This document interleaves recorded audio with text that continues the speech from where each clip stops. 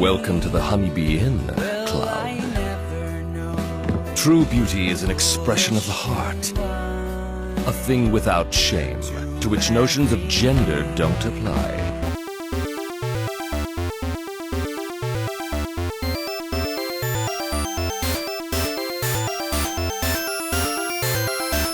Salutations and welcome to the Manabar Video Game Podcast. I'm your host, Andy Rones. I'm here with Matt Samarco. Hey, Andy. Hi, Matt. And DJ. I'm doing good. I answered you. Yes. And DJ Party. Hey. That was name not me. and your occupation. I am not a DJ. But it's your name, so it must be your occupation. I feel like that would be a perfect DJ name. Do you guys know what DJ stands for? Disc jockey. Yes. Good job, Matt. No, it's Daniel John, actually. But anyway. Disc Jockey Party. It's too good not to be the thing. How you guys doing today? I'm doing great here on this beautiful February cold Wednesday. Hey, it's getting warmer. True. It's getting warmer. It's 40 degrees out. Mm-hmm. It's not freezing. And that sad, very sad leftovers of a snowman in front of your building. Yeah, there's slowly melting. It's like a horror picture outside with It that is. snowman. It's just like the kind of it's a bust and the was like, head's is- rolled off to the side. I was like, is that snow? It was. I think we're getting wow. snow soon, but I don't think it's going to be cold enough to really last too long. But we're over Matt's hump that he calls it. What is it? January 29th is the hump or something? Yep, that's the average coldest day in our Average. state of Massachusetts. Coldest which means day. every day will be technically slightly warmer until we get back On to- average. Yeah, until sometime near the end of July when it starts to get colder. Yeah, what about that PAX where there was like a negative wind chill? I don't know. Was that the one where it snowed? I don't know. There was like a one. snowstorm? I feel like they snowed every year, and now it's earlier. It's in February. It's a month away, less than a month away till PAX East. I got my car stuck in an ice block on one PAX, and it was like the Tell worst experience of my the life. listeners how that happened.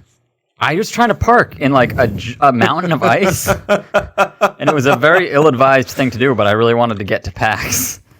But then my car got stuck in a street, and we had to call a tow truck, and then by the time the tow truck got there, he just made fun of us for a while, and then it just like slowly drifted out of the ice block by us like pressing it lightly, and then he made fun of me some more and then left. The tow truck driver Yep. made fun of you? That's Yeah. funny. I had no legs to stand on. He was right. Maybe I was in a vulnerable spot, and that wasn't maybe the best thing he could have done at the moment.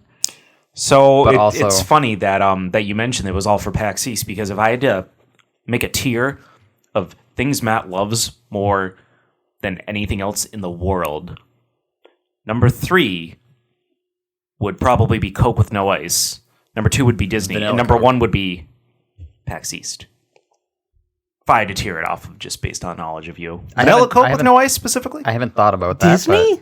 In Yeah, general? I prefer vanilla Coke to Coke. It's just that most establishments we go to do not have vanilla Coke. Okay, all right. Yeah, he loves Disney. Matt's a huge Disney Yeah, fanatic. you guys want to go to Disney World? Okay, they're not going to go with me, but that's okay. Next year. You said that last year. No, we went last year. No, we went in 2018. Oh. You guys ready to talk about video games? Ugh, fine. Yay, No, video say games. about Disney. I don't think we should talk about Disney. Because the last... Oh, you're right. Yeah, it was. Yeah, so I'll go in 2021 sometime. I'm going on a cruise later this year. Whatever, dude. I'll go to Maine.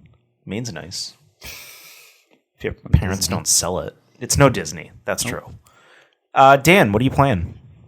So I am playing a game that is rated 0.4 by users on Metacritic.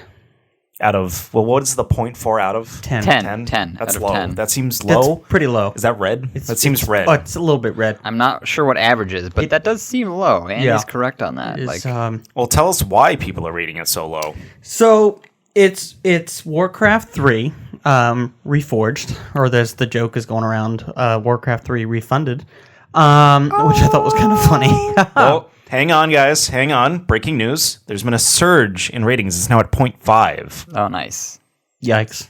That's pretty sweet. 59 Metacritic score from critics. So they're both pretty low. Even if the user in, oh my god, 25,000 negative reviews. That's why it's... That's a lot of just butthurt nothings, though. Like, that can't be, like, legit reviews. Yeah, it's just No, review that's bombing. why But I mean, it's a review it is bomb. a bad. One of the people's Product, I'm names pretty is sure. Blizzard_Y. Exactly. Like, and he why? made an account. I guarantee you that's from a website that's like, oh my God, go and attack I'd it. rather have paid to prevent them from releasing this. You can no longer play using the old client, and even the menus run like beep. Yeah, it broke the game for the people that already owned it for the last 17 years. And I was watching the But I mean, screenshots and the videos, and it doesn't look much improved. Like some of the assets for the characters a little bit improved. But the thing is, see, this is my defense of it. It's an RTS game. It's not like they're trying to bring like Resident Evil 2 back to life. It's all it is a remaster. It's just to touch up some graphics. And I don't know about you, but I don't know many games that offer free online for 17 years. So the people that are like, oh, I can't play the old one on multiplayer. Yeah, well, I actually didn't even know that it was still active. They've had it for 17 years up, so you're welcome, like, for doing that. So most games after 2-3 years, they shut down the server and you can't play the multiplayer.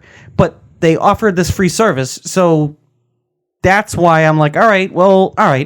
I don't know why you're complaining. Yeah, but I think a lot of people are mad because like the StarCraft 2 kind of update they did looked like a lot more drastic of a difference. And if you look at like Age of Empires 2, which had that HD remaster recently, which had like they actually changed how like the enemy AA units work. They used to like cheat and know what you were going to do, but now they copied them off of kind of pro Age of Empires players, just like things like that, where they put a lot of extra care into like, all right, we're 20 years, 15, 20 years past this technology. What can we add to make this kind of more a special experience? And it just seems like even from the videos they had from 2018, like there were these close-up cinematic shots that looked kind of dramatic, and they just kind of pulled back, and it's all just almost verbatim what it was on launch of like 17 years ago. But the thing is, it's an RTS game, to play. It's not supposed to be this amazing graphical, beast here. It takes away from some of the joy of it. Like Resident Evil 2 was meant to be a complete reboot. This is just a remaster. They're just touching up some graphics. The frame rate is 100% better, which, yeah, if that wasn't, that would be embarrassing. But yeah, and like I said, the little things that some people are complaining about, like they don't have like clan tags. Like, who cares? Like, great. So manually write it on a piece of paper so you know who your friend, so your clan is. Like, give me a break. Every friggin' game does this stupid clan thing, and it's pointless and boring. Like, oh yay, I'm team ASP2. Like, great. So there's technically nothing wrong with how it runs or plays. It's just all it doesn't. It's an RTS game. It doesn't look super fantastic. It's not like Diablo 3 type of thing, but I honestly like it. It still has that charm when I first played. It's some multiplayer issues every now and then where it tries to search for a game and it takes longer than normal. But no. Do you feel like if you played the original Warcraft 3 right now, it would feel any different? Like, does it feel different? Absolutely. The frame rate is extremely high. So it's beautiful, like moving from spot to, whereas the old game would chug. Because I mean, they do that all the time. They do that on a lot of systems. I mean, Shadow of the Colossus, that was just prettier graphics, wasn't it? Every time they remastered it, and they were selling that for like what, $30-$40? Is this? No, that was 60. How much were they 30. hacking this for? That's the thing, and it comes also with Reign of Chaos and Frozen Throne campaign. I don't know what those are. So they're two full games. Expansion packs. Yeah. That came out. So, but it was a full-fledged campaign. So if you think about it, that's $15 per campaign, and the multiplayer with all the expansions. Like it's if you break it down, it's not bad. I just don't understand where it has the custom games that people can still play. I don't understand where people are coming from. And I've played this. I played this when it first was out. Yeah. So it's not like me coming into this game like all brand new, like, oh, I don't know what the old game. I played the old one a lot in high school. So, and it feels just like that, except just some nicer graphics and smoother frame rate. I mean, as long as were they promising anything different than that? They were. So some of the things that they were saying is they wanted like better cinematics. And they did. They did do like cinematic views. So like not when it was like two characters walking next to each other, and it would the camera would kind of like pan down to the actual like characters that were in game.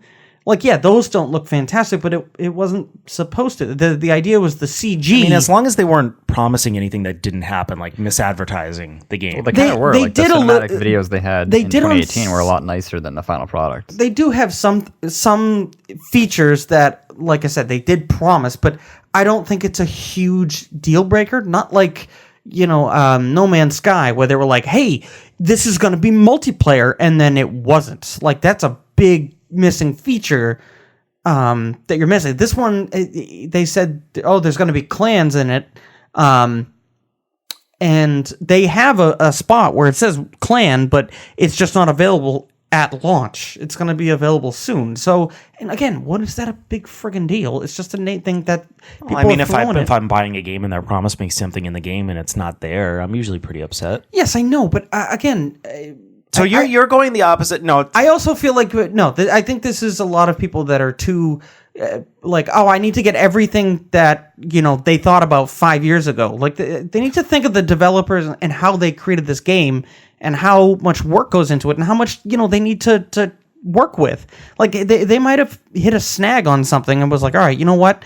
I don't know if we can do that anymore with getting. I feel like they're damned if they do, damned if they don't. If they delay it, people are going to be friggin' pissed off like they always are. Like, I mean, I'm a huge proponent for I'm fine with delays if it makes the yeah, product better. That's just well, absolutely. me. So what would you, like, if you ignore all of the negative buzz of the game, what would you actually, like, rate the game if you were being unbiased about it? Or, like, if you ignored all the negative buzz it was getting or anything like that, if you had just gotten the game... There weren't some things there that they said there was going to be there. They didn't really do much to it, but you're still having fun. What would you rate that? I'd give it an 8 out of 10. 8 out of 10. I don't... Again, if you look at half the zero scores, it's just people, like, absolutely pissed off about the pettiest no. crap. That's the extreme. I just mean, like, what's kind of the middle ground? Like, I think buy a 7.5 or 8. Like, if I buy a game, even if it's $30, and they're promising me stuff that isn't in the game... I would be pretty upset about that. Well, yes, but this is also something that... People were upset about No Man's Sky for not having things in the game that they said would be in there, especially if they're just reskinning an old game. I mean, that doesn't take a ton of work. No, it doesn't take a ton of work, but they still need to touch up all the graphics of the game. They still need to make sure that they have the servers that can run these things. There's still a lot of work to do. So I'm curious, Matt, you mentioned that the old one isn't working anymore. Why is that? Well, it's not that it's not working. It's just that you have to download the new client to play it. So I think there's some issues with, and I'm not intimately familiar with it because I don't have it, but like if you're trying to make, because there are a lot of new things that got added to this game. Like you can't make kind of custom campaigns. You can't use like licensed kind of names and things like that. They're trying to stamp down on that. They also said like anything that you create in game is kind of their property. They kind of got screwed when like Dota became so popular in the Warcraft 3, and then obviously it kind of spinned off into its own game. They don't want stuff like that to happen again. So it seems like there's a lot less. They're kind of like stifling people's creativity, making it there a lot less incentive for people to kind of mess around and build something interesting, which is also kind of a bummer. Wait, you can't. They're limiting I can't name myself Coca-Cola if I feel like it. I mean, you could probably do that, but like if you're making a custom map, you probably can't put like a giant Coke. Yeah, you can't use, but that's a legal thing that a lot of games don't do. Some what was it? Grand Theft Auto a few years ago had to remove a song because it was like not under license. So one of the updates removed a song completely. So that's why for a majority of the songs in GTA 5 they did like this. Like it sounded like the real songs, but it was really just like the same band over and over again, just playing covers of most of the songs. What? Like Radio Gaga, that wasn't Queen. That wasn't? No. Holy shit. I didn't look into it until our friend Katie mentioned it, and I'm like, really? I'll have to look into that. And then I listened to it again. Way. I'm like, oh yeah, that's not Queen. Holy crap, that's... They were close enough. But you're enjoying the game at the very least. I am. It reminds me of when I played it in high school. Like I said, I'm still not very good at it, and I just, I still remember being extremely slow, and my other friend was really, really good at it, but, yeah, no, I'm enjoying it. I'm getting my first real good use out of my PC. So the game is not broken or anything. I just want to make sure that it's not It still runs. It works. It was no problem. Like I said, Okay. I think it's because people, a game of this caliber back then, it was a lot of people's like childhood dream or whatever to remake this, and and it's not gonna. It wasn't what Resident Evil 2 was. It's not. I'm sure some of it has to do with kind of the general. People are so upset at Blizzard, and they've kind of fallen from grace to this top 3 is some of people's most revered publisher, to just being like this company that just hit after hit is just like disappointing people over and over again. So they're just kind of wanting to pounce on anything they can too. Yeah, but that's not fair using like past issues to kind of come at this game if it's not like warranted. Well, that's what I mean. Like I understand it getting like it just seems like negative reviews. I think it magnifies it, like making people review 25,000 negative reviews. That's a lot. The other thing I don't understand is there was a lot of complaints about launch day issues, and every MMO, every game like that has issues. World of Warcraft, the classic, had issues. Does that have what is? I'd be curious to know the user score of World of Warcraft. You keep Classic. World of Warcraft Classic out of this. World of Warcraft Classic is a gem.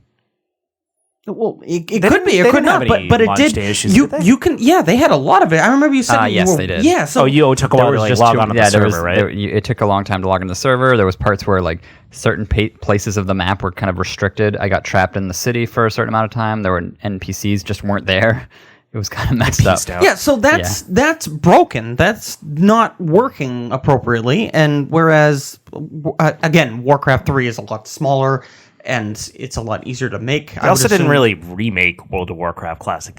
They actually just took stuff out of current WoW to make it, didn't they? Yeah, I mean it's essentially exactly like it was on launch day. They didn't like make it look much better. Yeah, or anything like that. They didn't update it or add any cutscenes. Honestly, they haven't really made that entire world look better much over the years, in my opinion. There's still areas I look up and it's like, oh, look at that 8-bit cloud. It's still chugging along its JPEG. Yeah, it's just so weird that it's like a 15-year-old game and it's technically the same game, but they've made a bunch of improvements, so it's definitely better looking than the old game, but it's also still the same game. So with launch day issues and the game being broken, only 153 ratings for a 6.2 for users. I think Metacritic was trying to get rid of a lot of the bots, fake reviews, though. Because that's a year later. Yeah, it's been out for a year. They should take away the 0. WoW Classic.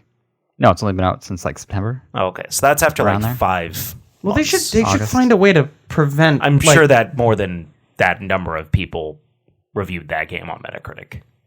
Oh, absolutely. They're all like half of them are probably fake accounts or a giant like website said, "Hey, everyone go here and mark a 0." And if it, like, obviously the game is not a 0. 0 is completely unplayable. Like, here, I made a game. It's, flip this book and it has a guy jump. Like, yeah, you seem to be more sad about just like the review bombing nature, but I feel like that kind of the critics review of like, what was it, like 60 or 60 something? That seems like that's 59. Yeah, 59. That's where I can see. That seems like a more reasonable difference between. Out of 25 reviews, it was 2 positive, 21 mixed, 2 negative. So the majority of people are mixed. Yeah, it was mixed, which still isn't great. 59 no, it's not great. But I again, that's why I can't stand the it's a 0 and it's getting more flack. And then there's a bunch of these guys where it's in progress reviews. There's like, well, look at Battlefront 2. Battlefront 2 has one of the worst user scores. Still, yeah, it's like 0.1 or 0.2. It's one of the lowest.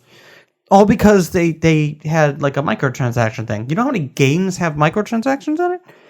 So, I mean, there's a lot of $60 games that have 1.3 user score. 1.3. Well, that's the PC version. I don't know if that counts. Oh, yeah, check the PlayStation 4 one. That's the. But anyways, so hopefully, they fix the things and people stop getting. Well, that's the only good thing I can also say for the people that are pissed off is. Usually these companies listen now because they're trying to save face. So they're now giving refunds instantly. They were kind of being a pain in the ass about that before. Now they're apparently immediately doing it.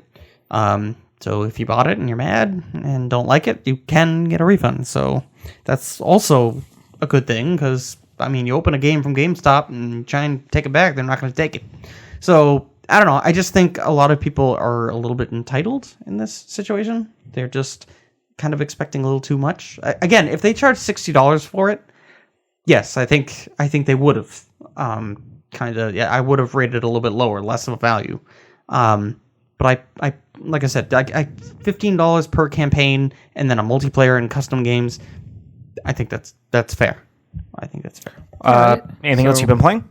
Aside from Call of Duty and World War Z with us? I need to apologize. Yeah, you should. Not to you. Oh, okay. Then I don't know why you want to apologize. I think Andy already heard me apologize to this, but yeah. I even guessed it. To Pokemon. The Pokemon sword, the idea or of shield. Pokemon. The idea of Pokemon. Take Is there it a back. specific I am not Pokemon you want to apologize I am to? not apologizing. Should I get Pikachu out here? Hang You on, can- first. He's fine. He's already kind of flashing me anyway. And Andy's going to get him. So I'm not apologizing to Pokemon Shield because that Pokemon, it looks dumb. So he's stupid. So I gave that one to I actually think he looks less dumb than the other one. I like that one with the sword. He's just holding a sword in his mouth. Yeah, like I like the idea of the mane being the shield. I think that's kind of cool. They both don't look great. No, that's true. I agree with That's that. true. I'll give you that. They But both look kind the of like sword one. For their kind of like, this is the one we're going to put on the cover, the legendary one you're supposed to be super excited about. I feel like they could make better. Oh, legendaries. absolutely. Yeah. I'll give you that. But anyway, not for that. The main thing is it has a problem that other Nintendo games tend to suffer from. Like Twilight Princess for Zelda, where they put you in the first town and you can't walk 5 feet without somebody walking up to you and friggin' getting way too excited and like talking to you and just nonstop talk. starts off slow. Oh, exactly. So, and it was the first area was just terrible. Like a super long tutorial. Yeah, and it was I just hate when like, games do that. oh my god, Just get me into it and Yeah. slowly throw things at me. And then again, tutorials after one after another. Andy brought this up, and it didn't really resonate with me until he kind of talked about it, and I was like, yeah, I agree. The so-called like competitor, like friend or whatever, that's like Gary from Your the first rival. one, your rival. Is an Red. annoying piece of crap. Like he's just overly excited about everything. Like, oh my god, I got a pet animal that I'm gonna fight with. Like, yeah, like, and his animations are like constantly moving. It's like, dude, relax.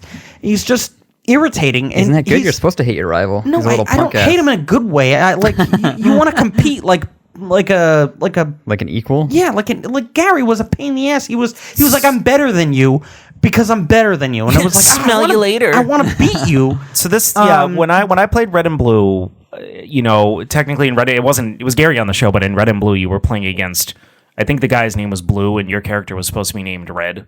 And yeah, he was Depending on which version you are. I think it was reversed. depending. Yeah. But like in Silver and Gold, I think they like retcon that a little to where it's definitely Red, who was like the quote unquote Ash, and Gary was the Blue. Unless Gold version changed that back and forth too, I'm not sure. But yeah, your rival was this guy who you wanted to beat. And he was kind of the I don't even want to call him an Anti-hero? Anti-hero. I was gonna say anti-hero. I guess he's kind of the anti-hero of the game. In Gold and Silver, he was straight up a thief. He stole a Pokemon at the beginning of the game. Oh, I remember that. And then Yeah. fast forward to the next time I remember having a rival would be Black and White. And I'm like, what in the world is this crap? You don't have there's no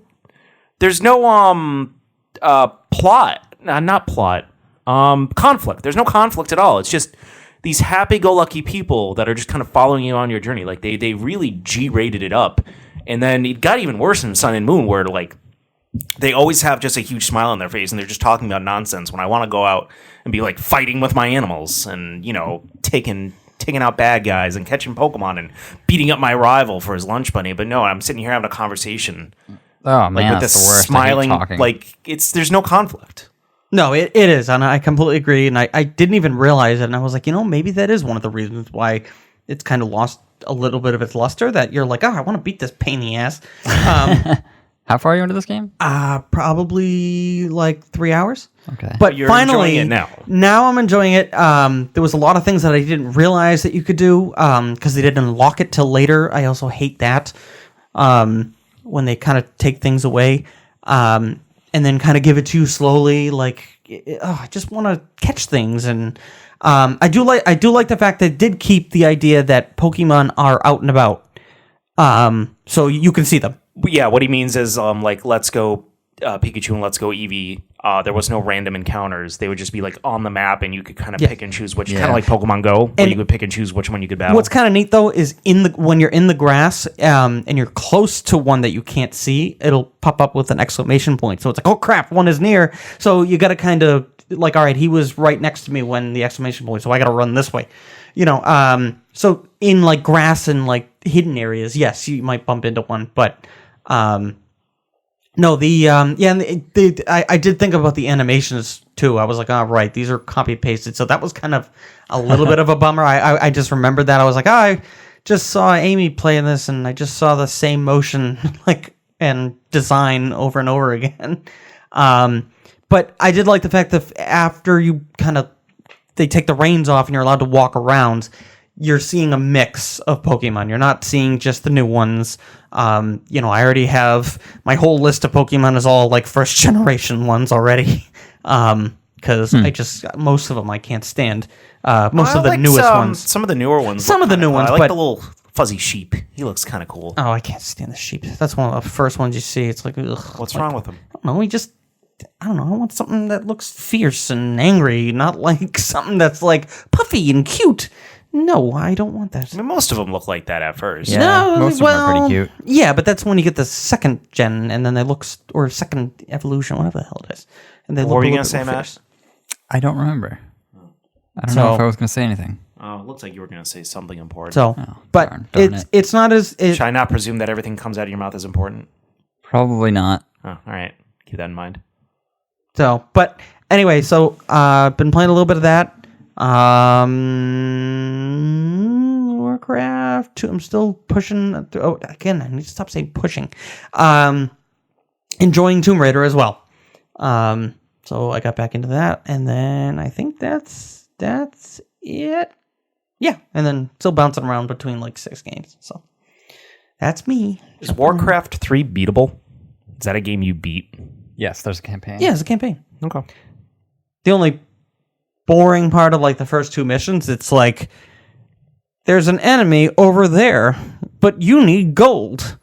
Build this hall and then build an altar for a hero. So it's like I gotta how it works. So Yeah. just to update all the listeners, here are the current games that Dan is playing. oh god. Marvel Ultimate Alliance 3, Zelda I'm still playing that. Zelda the Wind Waker, Metroid Samus Returns, Shadows Die Twice, Greedfall, Outer Worlds, Devil May Cry, Astrobots, Slay the Spire. Okay, Is that a beatable game? How Slay many the has Spire? it I did actually beat it. I beat all 3, so you can mark that off as If you haven't played something in 2 weeks, you're not playing it. that's not true. Yes, it is. That's not true. Vampire or Vampire. Yeah, I want to go back to that. Blood and Truth. Well, then I'm playing Rise like of the 1,000. Tomb Okay, Raider. like no. There's buying it to try it, and I bought it because it was at a good price. So literally, I just tried Astrobot. That doesn't mean. All right, so I'll add it to the will not beat list. Oh my god. Or I That's can leave it on the disappointing. list. It's up to you. No. Hey, why don't you go on the news about Astrobot and what happened this week? Well, first I'm going to talk about what Matt's been playing. Well, that is Yeah, a good idea. Dan. I've been playing. Yeah, but what Matt says isn't important. So are I was you going not by that gonna- logic. Are you not going to beat Astrobots? I will play it at some point. Okay, I'm just keeping track. Stop being a dick. I'm not. You told me to keep track of it, so I am. Poof. Do you not want me to keep track of it anymore? No. Yes. I don't understand how you can play the first level of Astrobot and be like, all right, I'm not going to eat or pee. I'm just going to play this game until it's done. Wait, how do you not, or how do you? He doesn't understand how you're not playing it still. I don't know. I'm just not in the mood for a platformer at the moment. Oh, like a Jesus goofy stick. I don't know. I'd rather play something else at the moment. Good. It was good. I mean, there are several of these games I don't think you'll ever go but back you also to.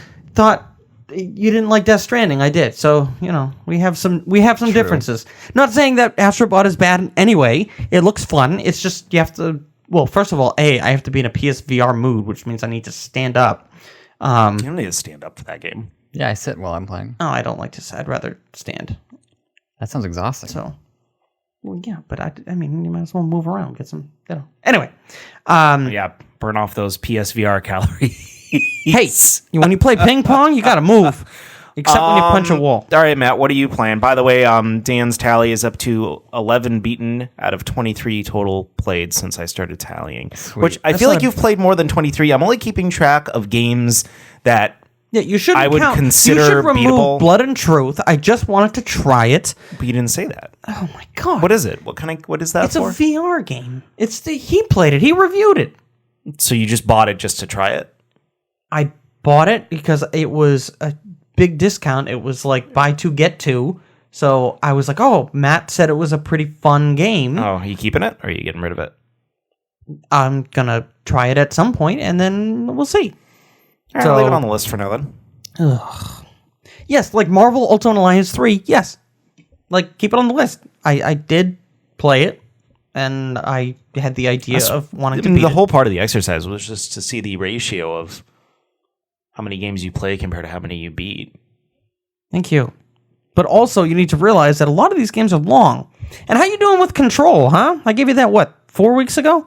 Yeah, but... Yeah, no. How's that at 1? You're 0 for 1, so that's 0%. What other games have I bought in that span of time? It doesn't Zero? matter. I collect. Zero games?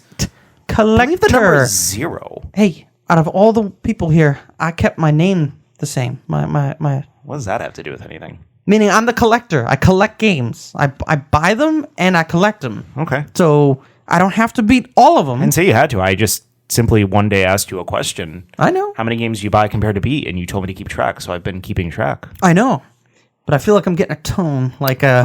There's a bit. yeah, a bit of a tone. I'm seeing the tone. I'm hearing the tone. It's more just... It's fun to see you react to it. Yeah. Well, hey, if I didn't buy Control, you wouldn't be able to play it. Uh-huh.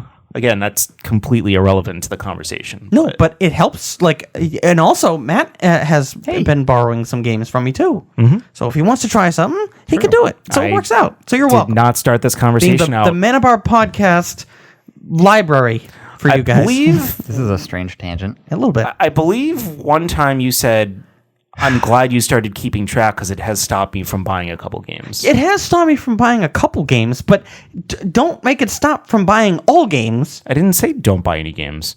I didn't say that. No, but it doesn't make me feel good when I see I have a 43% chance of beating a game. That's not great. You've currently beaten But 50%. I'd actually say your margin is a lot better than I thought it would be. You've beaten about 50% of the games that you've bought.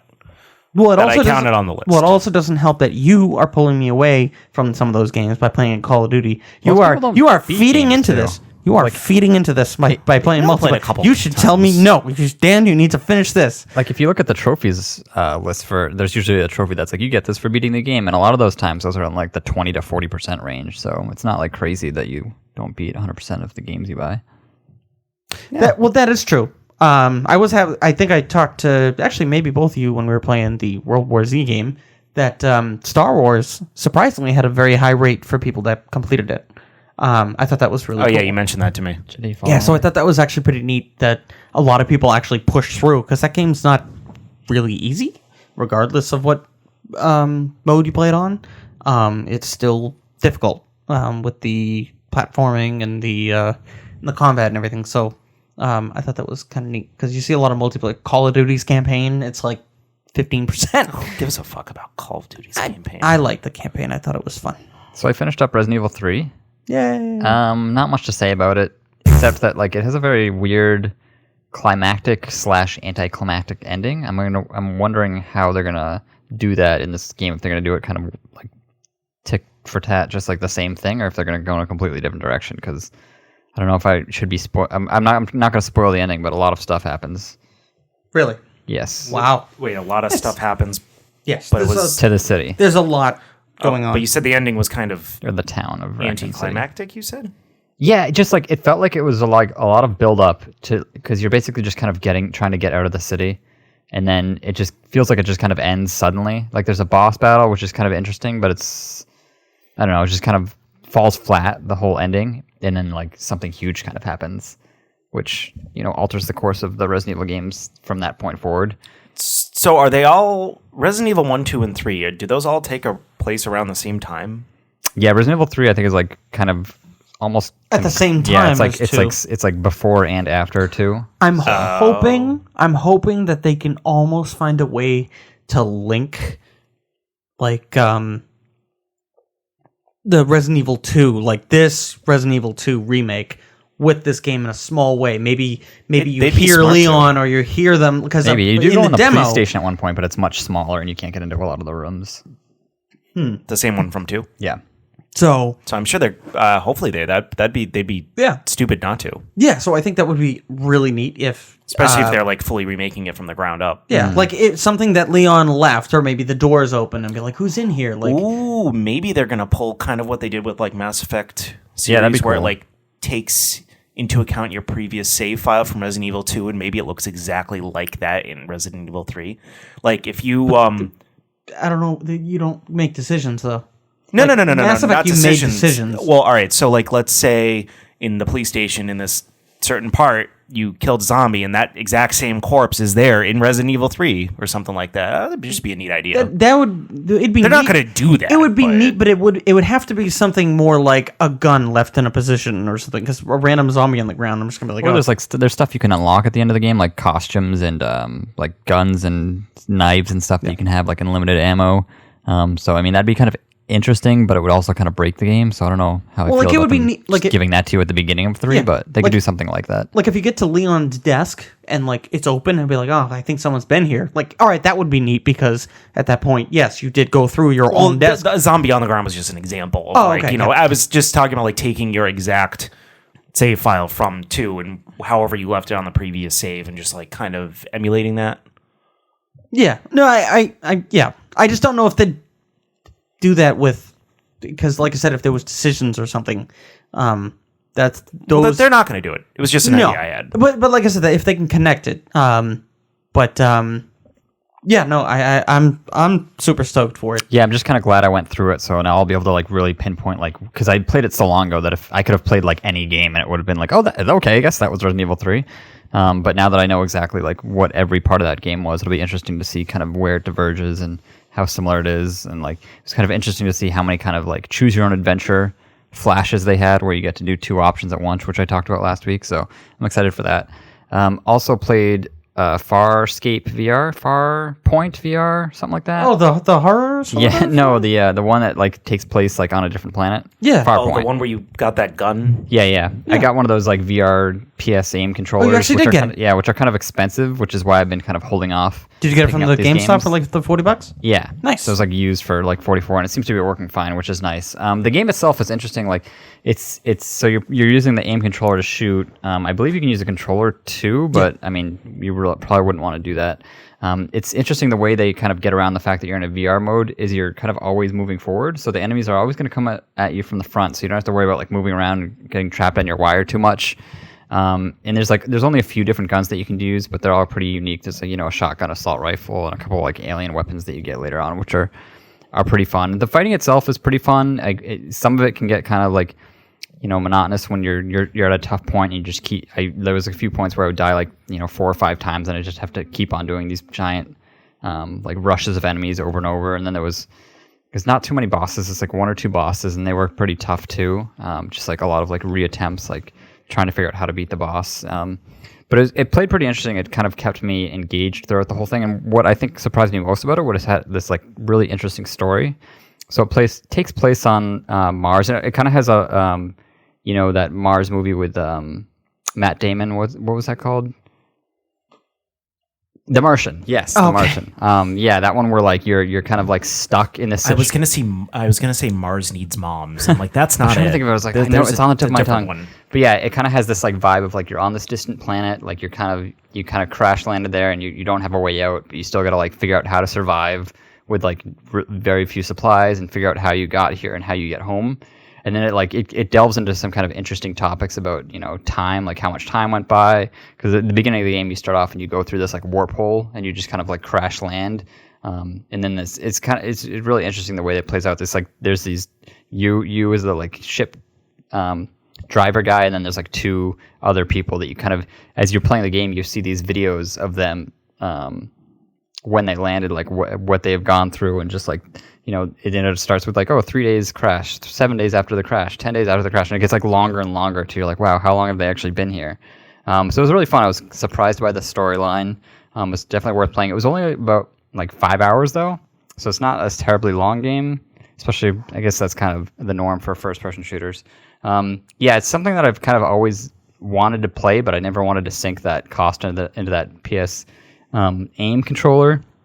I ended up just doing it because the Firewall Zero Dawn is one of the free PlayStation Plus games this month, which uses that too. So I'm just going to kind of see if that's fun too next week, see if there's anything fun to say about that. And the other game I played was actually just a phone game called Magic Mana Strike. Now, forgive me if you're a Magic fan, because I never have played Magic the card game, so I don't know like exactly how all the rules work and how it plays. But I'm really enjoying it. It plays exactly like a Clash Royale game, if that's something you're familiar with, where you go. But in this game, it's left to right as opposed to up and down. And your character, it's a 1v1 where you get a certain amount of mana that slowly refills over time, and then you use these mana to use like your cards, which when you put them on the screen, they turn into a character and try to get to the other guy's base and destroy it. It's a lot of fun. There's a couple little tweaks to it that they don't have in like a Clash Royale, where you have a Planeswalker, which is kind of your main captain, who you can put down at the field up to 3 times per your 3-minute match, and it like doesn't cost any mana, so it just kind of adds a little wrinkle to it. It has like a a battle pass too. There's like a free path, and a magic path where you get a bunch of like free cards and gold to upgrade your cards and things like that. So I'm kind of actually enjoying that for now. I've only been playing it for a few days. We'll see how long that holds my attention. But It doesn't. you played really- it yeah, and It doesn't you really played have it briefly, anything to do but with Magic at all. yeah, it doesn't. using the It magic, definitely like, doesn't play stuff. like Magic, but it's definitely like in the So, Magic world. Like Planeswalkers are from Magic. I mean, all the characters. yeah, it's just interesting because like each of but the Planeswalker is like a certain color, which is just like Magic. And there's some cards that are universal that everyone can use, and there's some that are specifically like red. So I'm using this Well, that was a magic woman thing. Yeah, I'm a woman I forget what her name is, but she's red. So there's a few like red cards. Chandra? Yeah, Chandra. Yeah. And there's a bunch of red cards that only the red characters can use, and then there's a bunch of that are like in this overall larger pool that everyone can use. So it's kind of interesting to see how the different characters that you choose can really change how people's decks line up, and kind of can get you thinking, okay, they must have this, or at least they don't have that card because they're playing this character. So it's just interesting. Definitely like a different twist on the Clash Royale genre. Yeah, and there's quite a few people who listen to this podcast who are Magic game players. So if you kind of like that, Yeah, you should check it out. I mean, it's free. Tower It's v free, so you might as Tower. well just check it out. yeah, if you kind of like that Tower v Tower defense How quick is the attack matches? games, They're 3 minutes, and then if you're tied, I think they add like a minute of overtime. But yeah, same thing as Clash Royale. Yeah, but exactly. yeah, so if you like those like tower attack defense games, but are also like huge Magic fans, this might be the one for you to check out. yeah, it's got a bunch of those phone game trappings, like daily card packs that you can Yeah. unlock by getting wins, and daily points for your battle pass, and things like that. I personally found it a little confusing, but I think that was also my own fault. So the first Yeah, it was thing definitely hard. I at the usually like beginning. to do in a game when I start up a new phone game is turn off the sounds, the music and sound effects like immediately, because I never want to hear them. Because sometimes I don't have my phone on vibrate, and I don't want to keep turning my media volume down all the time just so I don't hear something. When I want to like watch videos or something like that, I have to keep turning it back up. So I usually for all phone games, I just turn off the sound. They would not let you go to the settings until you did all the tutorials, so I skipped through all the tutorials really fast. I'm like, I got the gist, but now I'm like, I don't know what Yeah, I'm that's a doing. frustrating phone game kind of cliche where you'll start playing the game and it'll be like point here, and it'll show the screen where to point, and then yeah. it'll do this match, and it's like you just want to play and explore and like figure it out on your own, but like the first 10 minutes is just like literally like click here, click here, and you're like just move this along. Like you like you said, it's like so frustrating that you can't even change the volume or like look at your character, look at the cards. It's like you can't do anything for the 10 minutes, which is kind of something that continues on in this game. But That's most phone games actually. Like any real video game on a console, usually the first thing you can do is go into the settings, or it even like tells you like, hey, adjust these settings to your liking before you go into the game. yeah, and then another thing, they don't really explain a lot. Like there's a lot of different, there's not a lot of currencies, but there's like gold, and then there's a certain currency for like your battle pass points, and then there's like there's just like a lot of like you don't know how to get it. You don't know how they don't explain when the daily quests reset, because there's a few different timers. There's like you get daily quests for your battle pass, and then you get a certain amount of points for your wins that reset every day. You can only get up to 30 a day, and then there's like a pack of cards that you can unlock every day, and they're all on like different timers, which is really frustrating because you want to be able to go like, okay, once 8 p.m. or 12 p.m. happens, I'm refreshed on all of these. But for this, it's like, okay, the battle pass stuff refreshes at noon, and then the daily packs refresh at 6 p.m. So it's most efficient for me to play between 6 p.m. and midnight, because that's when I can do both at the same time. Otherwise, I'm kind of not being efficient. So that's a little frustrating. Gears Pops, and there was that 5-second chest. 5-second chest? Yeah, remember there was like a Gears Pop thing where you like hit a chest, but then it still made you wait like 5 seconds to open it or something like that. The thing that eventually ruined Gears Pops for me was because you had to check in literally like every 4 hours, because you had those 4 chests like in Clash, but in that game you can open them concurrently all at the same time. So when you played Clash, you could at least have 4 chests and be like, all right, I'm at work, I'll just check every few hours, start a new chest. This one, you would try them all in Gears Pop, open them all, and then 3 hours later you'd have these open spots. So it'd be more efficient for you to be playing, but you can't just play like while you're sleeping and while you're working. So even though you were opening more chests, it felt like you were getting cheated, because to be more efficient, you would have to be playing like all the time. Yeah. With Magic, it's not too bad, because all you have to do is play. They do give you like, if you look at how long the battle pass is, they give you a lot more points throughout that. It's about 25 days or something like that. They give you a lot more opportunity. Like, you don't need to actually play every day to finish the battle pass. It seems like you have almost enough to get double your battle pass worth. So if you're just playing like half as much as you need to, you should be fine to get to the end of the battle pass. So it doesn't seem too tough in that respect. But as someone, I play these phone games, and something that I like to kind of obsess over is just being like efficient and getting everything done and doing my dailies and things like that, which I think is kind of a fun way to play. But when they make it too aggressive with how much you have to check in and what point of day you have to check in, it gets like overwhelming, and then I just want to play something else and give up. Number 4 on the tier of things Matt loves is not being told what to do. Yep. I hate being told what to do. So that kind of rolls in that. I'm going to have that's going to be your list. I'm just going to continually write down everything Matt loves. 72 in order. This is what I can't stand about games, is they're all trying to be like live games, keep you playing, keeping you check in. They're also trying to be like friggin' retail stores. Everybody's got to have their own fucky fuck card. Like, oh, you got a credit card for here. I would love to have a fucky fuck card. That sounds Sorry, that great. was like that was definitely from like a Bill Burr thing. But he's like, oh yeah, each card, each thing, and so each game is like you have to pick one. If you can't play this game and World of Warcraft and this, you can't, and that's what I hate. I love being able to, I'm just going to hop in this game and, okay, sure, that's, I get this free thing. But I don't like how you have to, basically, to be good or at the top of the line, you have to hop in every day. You have to be there from day one and do your dailies every day. I can't stand that. At least with Call of Duty. Duty. Like you fall behind. At least with Call of Duty, it's only cosmetic stuff. So, it doesn't help your skill. They do have those guns that you can unlock, though, through just the battle pass buying. You just unlock them a little bit earlier, but they're not that great. Like, they're good. They're not game breaking. No, they're not game breaking. So again, it still takes skill. It's still a lot of skill. It's not like that's one of the other reasons I just stopped playing Hearthstone, is because at one point I slowly, my job didn't allow me to really sit down and play like previous jobs. Every now and then I could play a few games.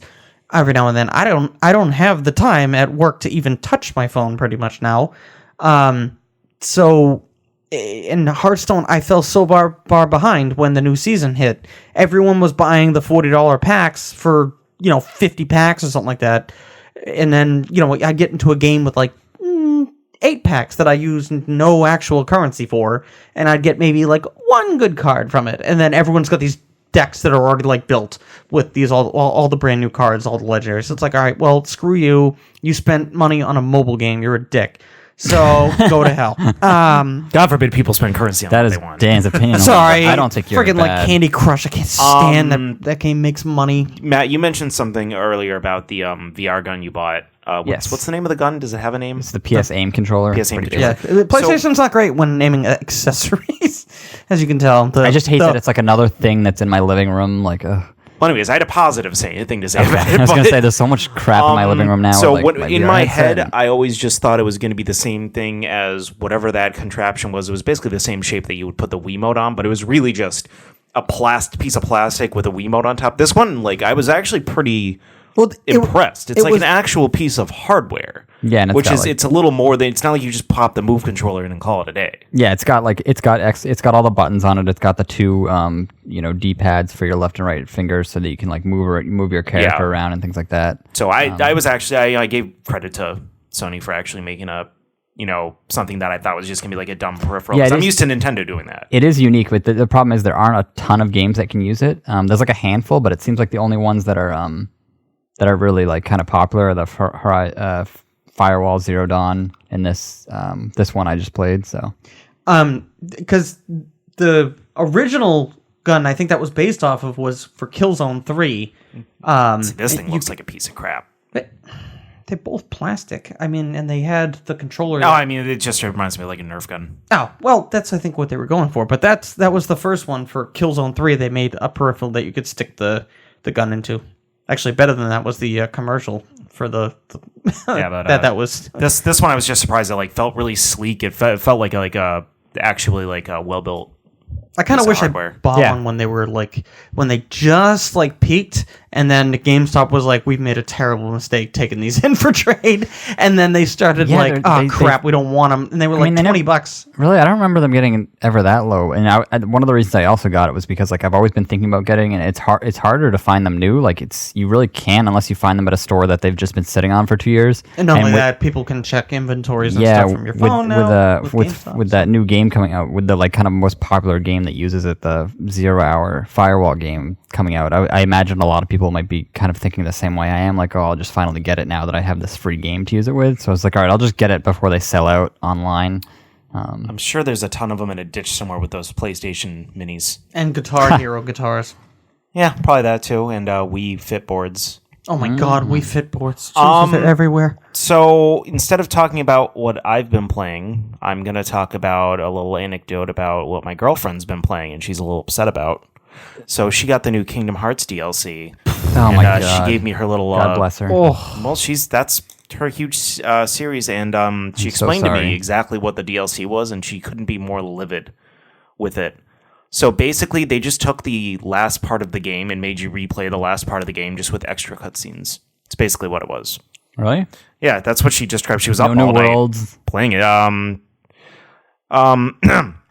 My assumption is confirmed that the Kingdom Hearts DLC sucks. It was literally you just replaying the end of the game with extra cutscenes and one extra battle. I read an article that described it perfectly by saying it was basically a director's cut of the final 30 minutes of the game. Oh wow, that's friggin' insane. And then they added like essentially you were paying $40 for Final Fantasy characters to be in the game. That's essentially what I heard. They really hate That's what I thought, fans. but if you're just replaying the end of the game with more cutscenes, I'm assuming they just added them into cutscenes then. Smart way to end the series. Hey guys, we already kind of went off and pissed people off. Let's just quickly end it. And They're not ending it. as Aren't they someone still that's- making games? I don't think so. That was it. No, I think they left it open-ended, and I assume they'll try to make another one. That was actually Just end. That was my girlfriend's original Well, I think issue with it, was that they left it open-ended when it was supposed to be like the ending.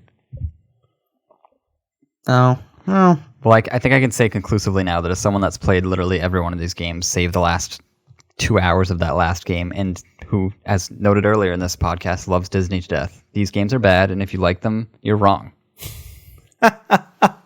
Well, Kingdom Hearts is bad. The first game is okay. The second game is so good. Okay, we probably too. just lost half of our listener base between the two of you. Anybody who pays money on Look, phone I love games for Disney any particular too. reason, It and hurts. anybody who likes It Kingdom hurts when they do Hearts. this to us, but we can't lie to I ourselves. love you all. Please don't leave. Don't leave. It's only a joke. Aside from that, I've just been working on a lot of video game related side projects. Seems for like he's both deflecting. personal a lot. use. No, I haven't been playing any video games. I keep telling you can take back control. But You played keep, World War Z. I have been playing World War Z with you too, which has been fun. No, it's just been hard with my schedule lately to find time, because automatically 4 days of the week are gone. So that leaves like very few to encompass all of my hobbies, not just video games. And then there's the stuff I do for the podcast. So two things I've been working on, aside from still working on background production on the podcast, is I started this little art project. And actually, Dan's the reason I'm doing this in the first place, because he kind of gave me the idea. Was I have the Breath of the Wild Legendary Collector's Edition, and I don't have the one with the the Sword in the Stone or anything like that, but I have the one that came with the map. It's like this really old like parchment map. It really looks like it's like a faded watercolored map of Hyrule, and I've always wanted to frame it, but I always wanted to like do like maybe like a Zelda collage, and I'm like, I'm gonna start like collecting different pieces of artwork and stuff like that. And then Dan's like, why don't you just like make a collage on the computer and like print it out or something? So I'm like, that's genius. And then 2 years later, I finally started to do that. So I'm in Photoshop right now, and basically what I'm doing is I'm doing a thick border for around the map. It's gonna take you through the years of Zelda. Nice. Excuse me. It's a picture within a picture. Not chronological, since according to that timeline it splits into like 3 different trees. I'm just doing it by Fun? how they came out. We trust you. Release order? Yeah, release order. Chronological? So been working on that, and that's actually like almost done, which is kind of funny. I just kind of went to town on it the other night. Nice. And then I do plan on kind of rebooting the A Link Between Zelda's podcast in video format soon. I'm going to be turning into more of a video series. Nice. So I'll have even less time to play video games. Great. That's awesome. That works out But fantastic. yeah, it just sucks because we have one night of the podcast, one night of D&D, and then usually 2 to 3 days I'm gone because my girlfriend lives 45 minutes to an hour away. So until her and I lived with each other, that's like all that time. So then I have to like cram in all of my hobbies into like such a small window, and sometimes I just feel like relaxing. I don't always feel like really trying to force myself to play a game. Like it's kind of like you were saying, Dean, you have to be in a certain mood to play certain things. Sometimes I'm just like, I don't want to think. Let's just shoot some bad people. Modern Warfare is good. The bad people are always on the opposite team, regardless of what nationality I am. It's true. So that, unfortunately, because of that, I haven't been playing too much. Tonight's going to be no different. I am hoping to maybe squeeze in an hour or so of Super Hot tonight, because I'm actually almost done with that game. Because it's Nice. So Super Hot. Okay. because it's a short game. And then yeah, I do want to beat the Division, not the Division. Fuck the Division. Hey.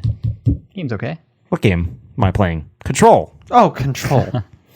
Then I'm very excited. I'm not getting it, but I was excited to see that Animal Crossing Switch came out because it looks really. Well, pre-order. I don't think it actually released. The actual console, the Animal Crossing version you're talking Yes. I think, it was just a pre-order. Well, it was announced and pre-ordered availability is up, and it looks pretty cool. I think it looks kind of nice. I like the shade of blue and everything like that, and I'm not getting it. I'm still holding out for them to make a better version of the Switch for me to switch over. Well, and to, the Zelda version. Oh my god, in a heartbeat. That's why I don't know. Well, I guess it'd be smart. Hey guys, we know everyone's gonna buy the Zelda one, so we're gonna put out the Animal Crossing one first. So we get those suckers, and then they'll trade it in, and they'll get the new one. Yeah, I imagine that's going to be the sucky thing though. If they come out with a Breath of the Wild 2 version of the Switch, I might be tempted to buy it, even if like a better Switch version isn't out, because all they've done is just made one with like a slightly better battery life. They haven't really like made a full on better version of the Switch yet. They did say that what was it? The system is not coming out this year. Yeah, they just kind of confirmed that there's not going to be no upgrades in 2020. Yeah, they said that about the Switch Mini too. They said nothing's coming out. Okay, something's coming out. And then I heard rumors last week that there might be still working on a better version of the Switch, but they might have old information, and then they might be actually talking about the one that came out with a better battery life. So I don't know. I don't know what's going on. Either way, I guess I'll just get whichever comes out first. I'm just gonna hate myself if I buy a Zelda Edition Switch and then like 2 months later they announce I don't think they would do something Switch like that. Pro. Oh, I do. I fully think that they could do that and will do that. They can't do that. So yeah, the Animal Crossing Switch came out. That looks pretty cool. I'm still excited for Animal Crossing to come out next month. When is that? March 20th, right? March 20th. Yep. And yeah, that's it for Andy's personal thoughts on his video game life right now.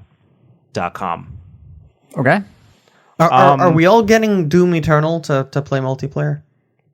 I am probably getting Doom Eternal. I don't know. I don't know what the multiplayer is. It's like Halo. It's like chaotic. PvP? Yeah. I probably won't be much into that. Oh, darn. Moving on to something that excited me last week. There was a new trailer for Final Fantasy VII Remake. Did we go over Nope. this last week? Nope. Happened after the podcast. Okay. Wait. I'm almost certain that we talked. I don't think so. I think it was like the day or two after the podcast. Yeah, it was after. Was it? Okay. It was Okay. after. Okay. Wow.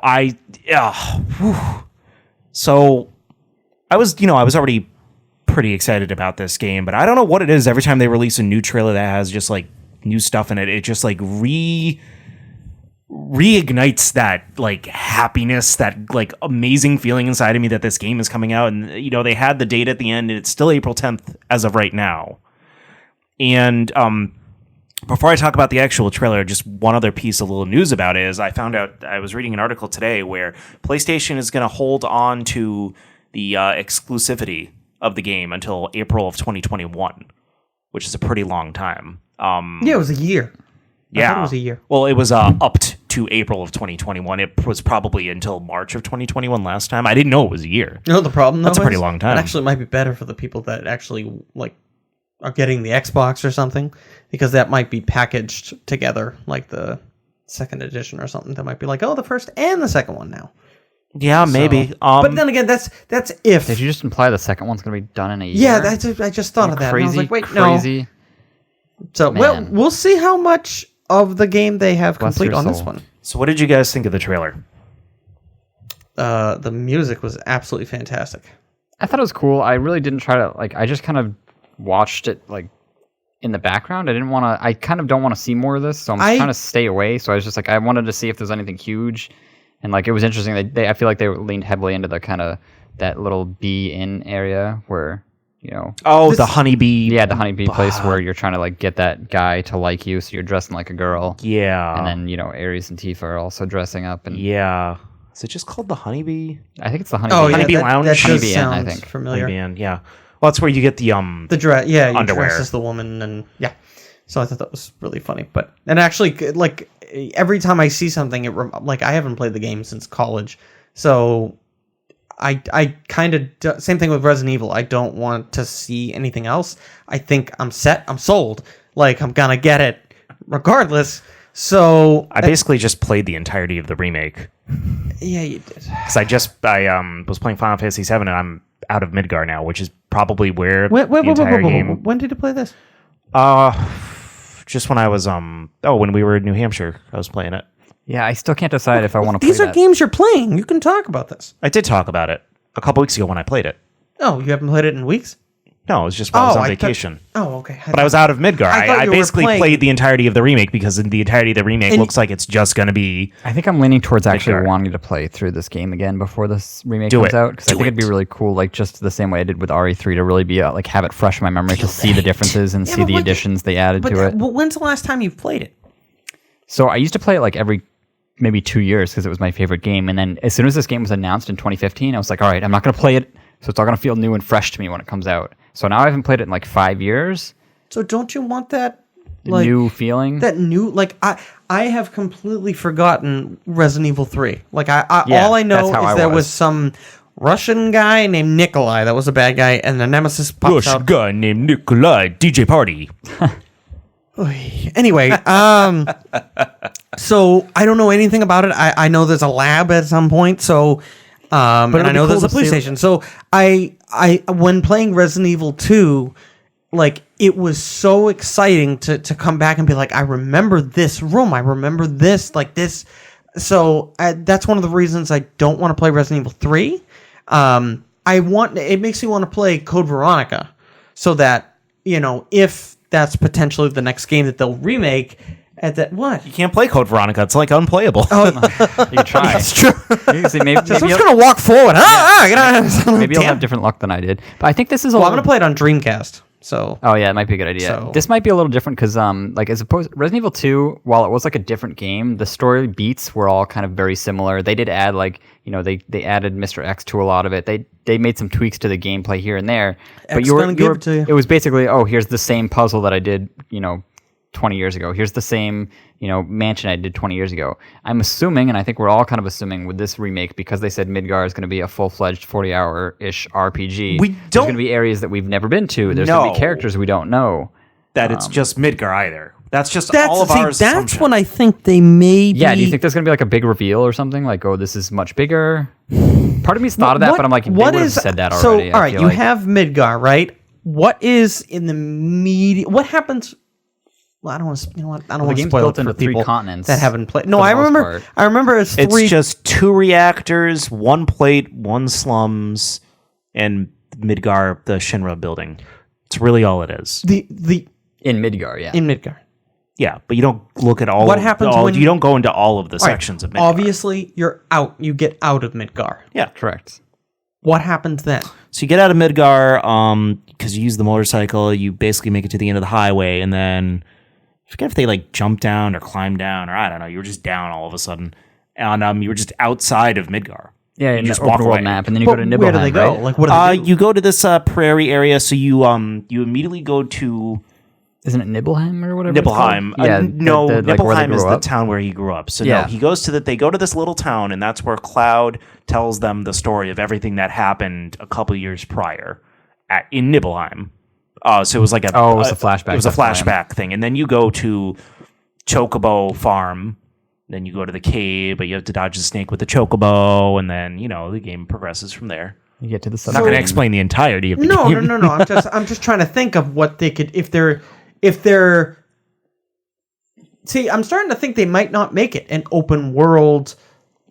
Like they might make each game its own open world. So at that point in Midgar, So here's the thing, I couldn't imagine that's a it good smooth being transition. Midgar, but the hours played in Midgar in the original game, this is why I don't think it's a bad idea to replay the original game, because if it really is just Midgar, you aren't experiencing too much in the original game, so it's not like there's no way that it could spoil the new game, because all you're doing is getting like kind of like the few major story beats, and playthroughs, and I think it's worth going back and at least playing through the Midgar part just to kind of get your feet wet with what it was like. If it is just Midgar in this game, Midgar only takes like 3 hours. That's if you're like taking your time. It only takes 3 hours to get through that entire part of the game. So if they're turning this into a 40-hour game, they're adding a lot in, which I'm really excited for. But I don't know. Much to Dan's point, like, are they going to make it its own game? Then the next game is just going to be, you're not going to be able to like go back or anything like that. I don't know. I don't know if they're just going to like Or it should be the keep full-fledged adding game, on the to the whole game. damn thing. Like, I don't know how they plan to end game this. Like, are they going to make a final version in the end where it's all of them in one thing? Like, Silly question. Have they confirmed that this is going to be multiple games? They've confirmed. finally, they Yes. confirmed that there is a part 2. We had a whole podcast about it. Okay. They said it's episodic, so like I think the implication is that there'll probably be like at least 3. For the title card of that episode, I did Final Fantasy VII, but then like the part 2 from Back to the Future, and Tifa looked really excited about it. Okay. No, because I was just saying, like, what a crazy, like, My work big always goes in reveal vain. if they made or they did more than what people expected. Yeah, and that's the exciting thing. Like, even if you do go back and play the original game, there's no way they're not going to be able to surprise you. That's why I don't think it's, because we still have absolutely no idea. They already added in a new character from the trailer, That's true. and I have no idea how much that person's in the game. I have no idea who that person was. Well, at that point, they could probably follow a side story. I'm well- excited if there is side quests. Yeah. Because Final Fantasy VII, for the most part, especially in Midgar, was pretty linear with what you did. There wasn't any side quests or anything like that. There really wasn't too many side quests in the game at all. Yeah, outside of like the Chocobo stuff, I mean, it was the first big 3D RPG, so I mean, that's not too... the weapons at the end. Yeah, there wasn't. That'd be cool if there was more side quests and Yeah, or like... Maybe you actually Any. play the dream where he thinks he's like the soldier, like in soldier. Or whatever. Maybe. So at that point, you'd play a little bit, and then it would spawn you like. Yeah, I don't know how they're going to do it. I'm excited. No matter how much I see about it, I don't think I'm going to spoil anything. Well, no, it is your favorite. And I'm That's getting game. 2 months the out. collector's edition. I'm going to open it on the YouTube channel. nice. Do a little open box thing. I don't know how I'm going to do that. I'll have to, Unboxing. get a camera or something. I Oh don't know. man, Cameras are fun. Or like do they have holders for cell phones? Yes. Put it up here. I'll have to get one of those. Just tape a string to the ceiling, have it hanging. That works, right? But anyways, I'm excited. Never not been excited for this game. This trailer just made me more excited. cool. Will Andy get it at midnight. No, No, he already has it ordered. I know, it's being mailed to me. but he won't buy it and then return the other one. No, that's dumb. Damn straight. I think you're going to be too excited. No, All right. I'm not gonna go out of my way to buy it and then play it for like 2 hours. Most of that's gonna be installing the You're not game. going to take the next day off? I haven't figured that out. I don't have any vacation So time really. Matt's We went a over bigger this. fan. All right. We went over this. I don't have any vacation time to take Yeah. You can go in later. later. Well, I technically work from home on Fridays, so Oh, yeah. Someone just admitted they're not working the next day. yeah, I have way too much to do at work. Moving on. Wow, there's not actually that much more on here. PlayStation 5 is an official site now. Woohoo! It's get this. This rolls right off the tongue. PlayStation.com/en-gb/explore/PS5. Nice. If you go there, I don't know how that's an You'll see official the site logo. for the PS5. You'll see the logo, but then you can also sign up to receive emails whenever news comes out about it, like price points and games and stuff like that. So if you're really, it's really no more than that. We're recording this on February 5th. Today was supposed to be when they were supposed to have that big event. So That was just a rumor, though. Yeah, that entire conversation we had for 45 minutes is all null and void. They said... They even said that they don't have an official price point yet I think for the system. isn't there this thing where like each Microsoft and Sony are like waiting for the other to announce their price first? Yeah, or that's something? that's what Sony implied. They said I think it was like in a market call today or yesterday. They said they're waiting to see how the market unfolds before they set a price. So it almost seems like they're kind of intentionally holding off on the price until after Xbox announces, which seems strange because I mean they didn't release the price until E3 of 2013. So they will have that kind of big event probably in a month or two before and without having any sort of price released, which is kind of annoying. But I guess they're assume that Microsoft will do it at E3 and then they could just like the next week be like, we're $50 less expensive or we're the same price as opposed to because you don't want to be the higher expensive one. We'll see. I mean, that shot Xbox in the foot last time where they had their E3 presentation first. They already Yeah. blew their head off at that point. Then they just Yeah. shot themselves in the foot. So- that was bad. But yeah, so that's just a little tidbit. The only other thing that I have written down that I just wanted to quickly mention, just because I thought it was like a neat thing, was I guess people. Do you guys watch speedrunning at all? No. Of video games. Not often. I'm is interested interesting. in it. I don't sit there and watch full speedruns, but if anything pops up that interests me, I'll like watch little snippets of it. So I guess people, and this kind of amazed me, people are close to beating Zelda The Wind Waker in less than an hour. The Wind Waker? The Wind Waker, with all of the slow sailing through but- the ocean. I'm assuming it has something to do with the first island you go to is the one that Ganon is on, and there's like a way to get up to Ganon. Yeah, but people do that with the Ocarina of Time. They can beat it in under like. It's just the sheer fact that I keep thinking of how long it takes to sail anywhere in that Well, game. it probably skips all the. That's what I just That's said. why I don't Yeah. like the speed running thing. I think it's just okay. Well, it's a hobby. It's like let's see how yeah. fast we can beat this game. I know it has But a it's lot to not do with glitch. it's not real. Like beat the game. well, Like it's beat it the glitching. fastest. Yeah, it's glitching. I don't think that's not fair. You didn't beat the boss. You skipped all this crap. They're not. I think we already talked about this at one point about the speed running thing. Did we? Um, I don't remember having this conversation. no, I could have sworn that we talked Maybe about it was just you and Matt. I might have not been there.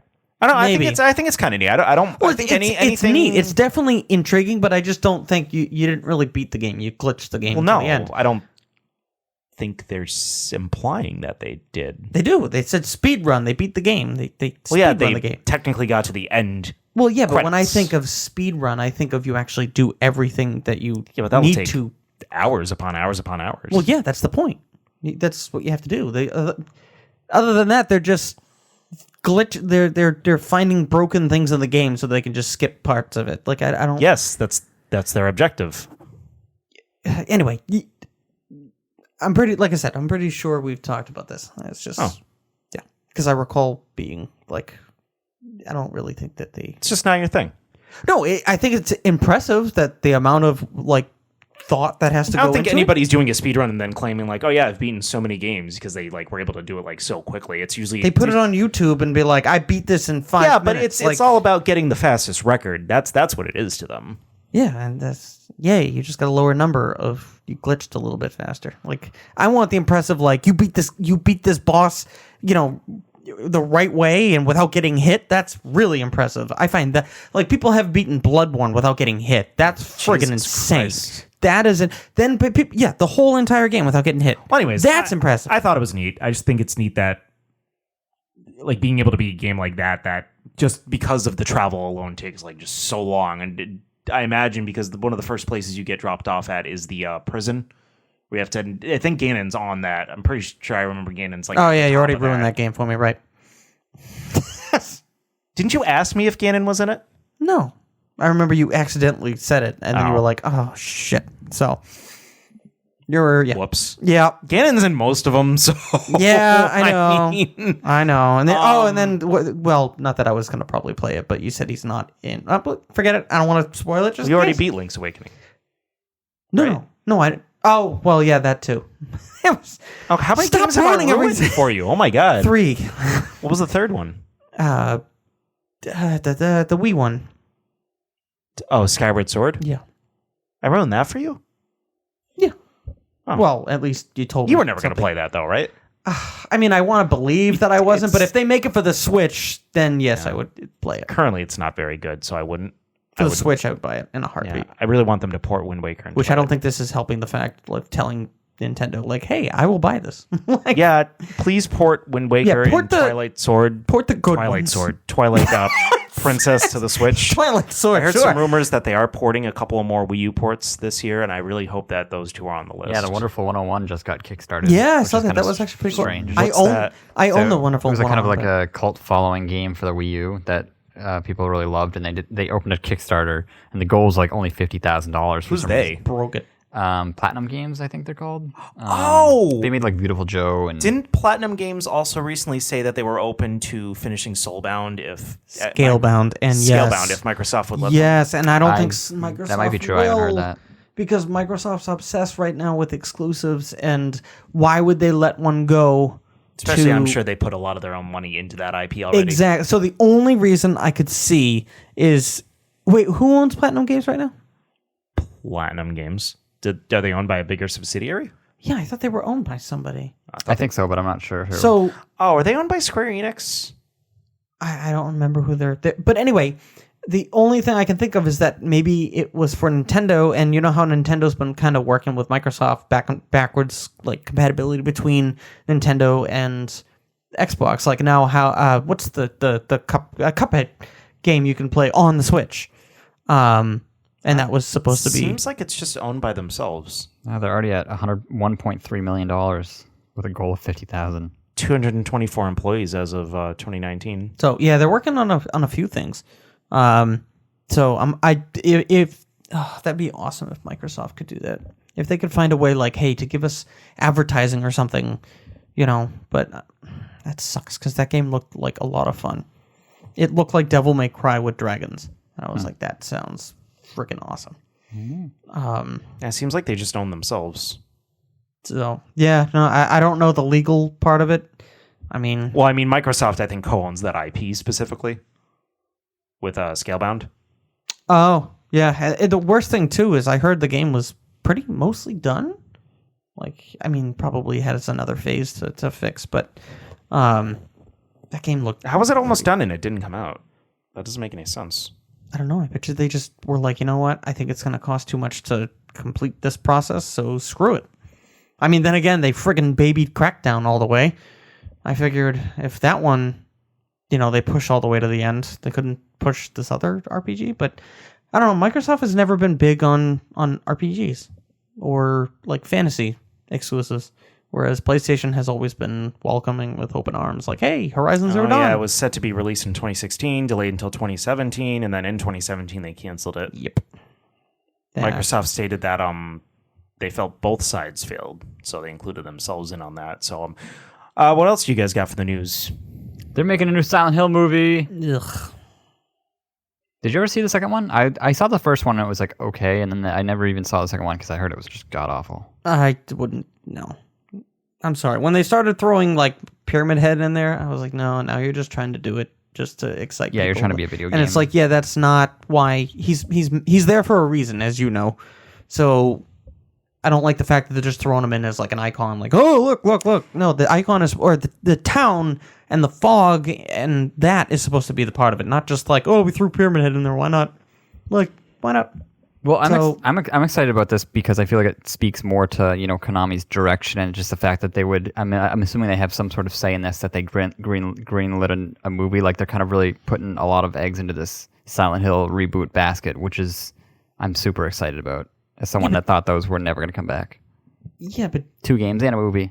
yeah, but I mean, aren't you trying to cut down your hopes here? I mean, Konami has screwed us in the True. recent. It'll be Tempered expectations. I know, as someone that's been bit by Blue Point Games more than more than I can count in the past like 3 months, I'm surprised you're not kind of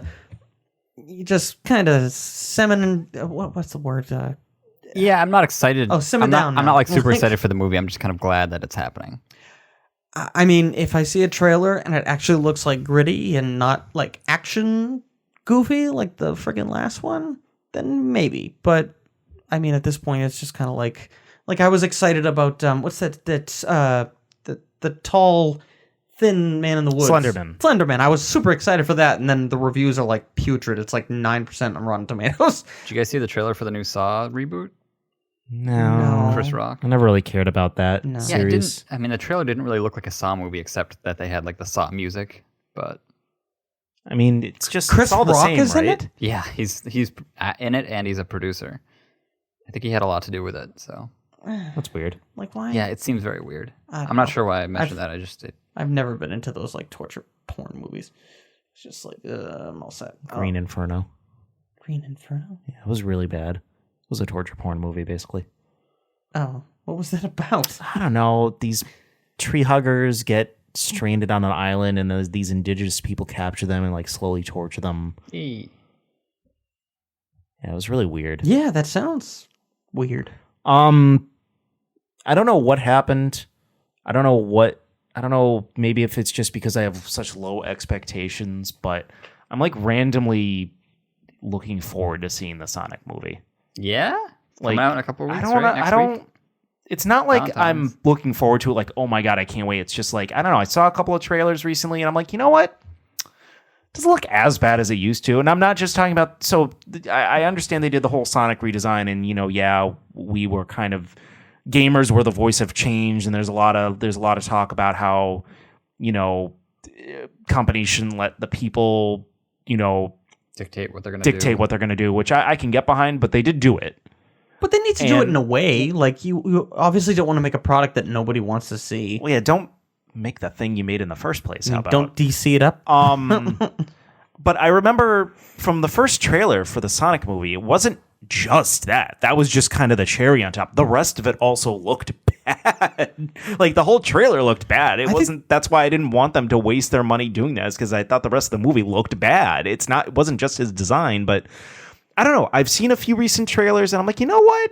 It seems like, because my girlfriend asked me, she's like, hey, Sonic's coming out on Valentine's Day. We should go do that Valentine's Day. And I'm like, all right.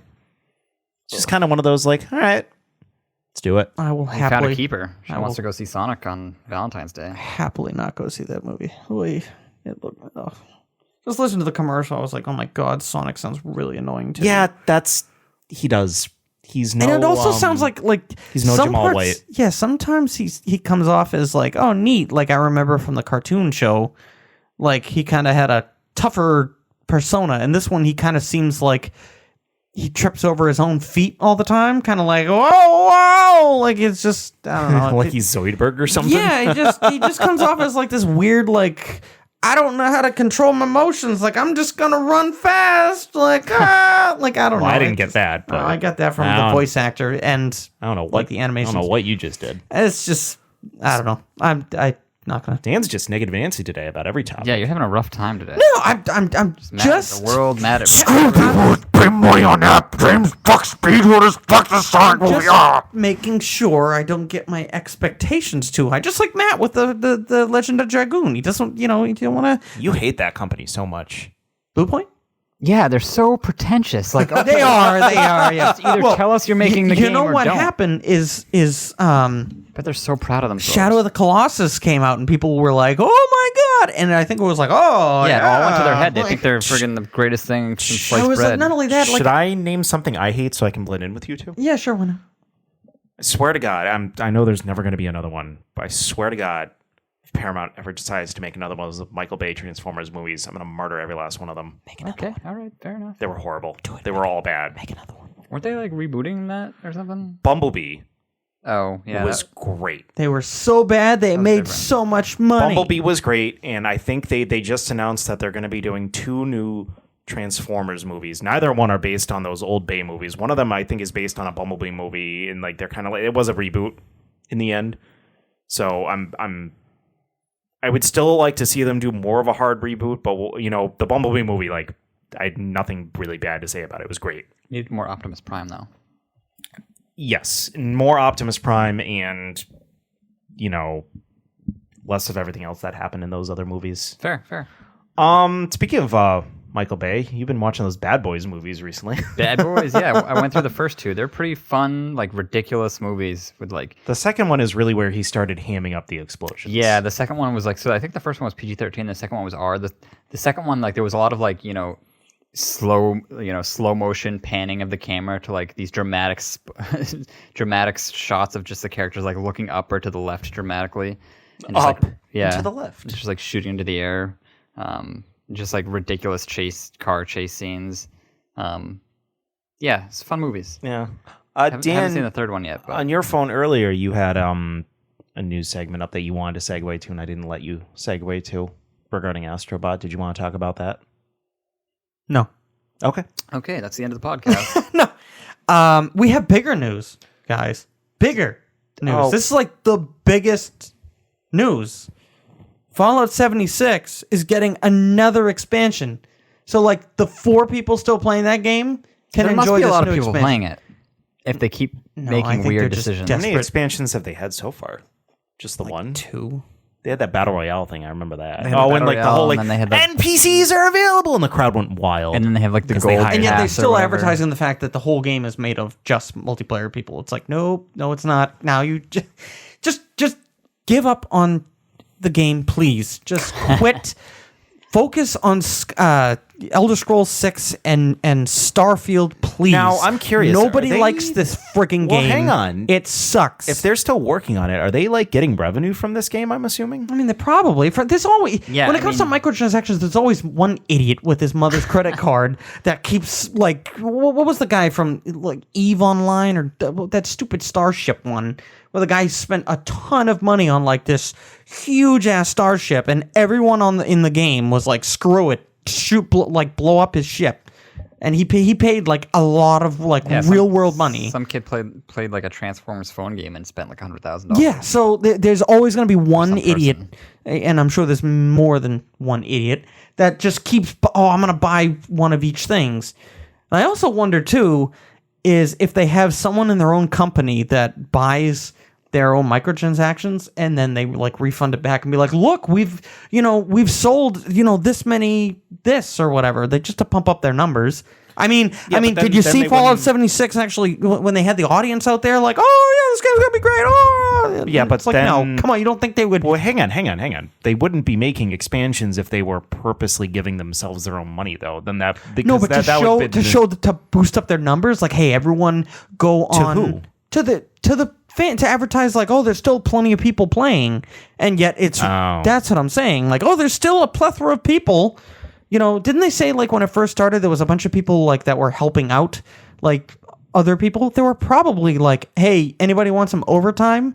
Here, go online and help out other players. I typed in Fallout 76 revenue into Google News, and the first thing that came up was something about the coronavirus. I'm like, that sounds about nothing right. to do with That anything. sounds about right.